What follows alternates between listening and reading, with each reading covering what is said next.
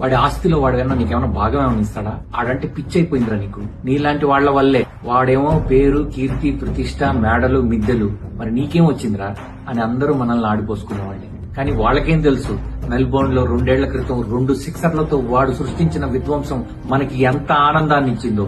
వాళ్ళకేం తెలుసు, హోబార్ట్ లో మలింగాని కొట్టిన చోట కొట్టకుండా 320 రన్లు 40 ఓవర్లలో చేజ్ చేస్తే ఆ క్షణం మనకి ఎలా ఉండిందో వాళ్ళకేం తెలుసు. T20 అంటే ప్రతి ఒక్కడు బాధేస్తాడు.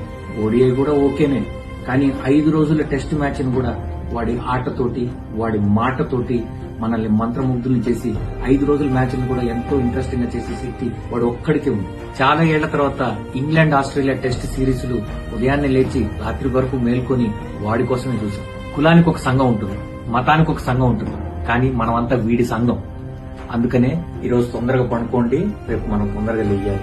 మన డ్యూటీ మనం చేయాలి. మళ్లీ వీడికి 3 మారి ఓడిఐస్ నుంచి కూడా రిటైర్మెంట్ అంటే ఈ డిప్రెషన్ నుంచి బయటపడడానికి ఈ జన్మ సరిపోదు మనకి. వాడి పేరు చెప్పకుండా ఇంత మాట్లాడినా, ఇంత కాన్ఫిడెంట్ గా ఎందుకున్నానంటే వాడి గురించి చెప్తే చాలు వాడి సంఘం అంతా ఎగబడిపోతారు. వాడు బాగుండాలి, వాడు బాగా ఆడాలి.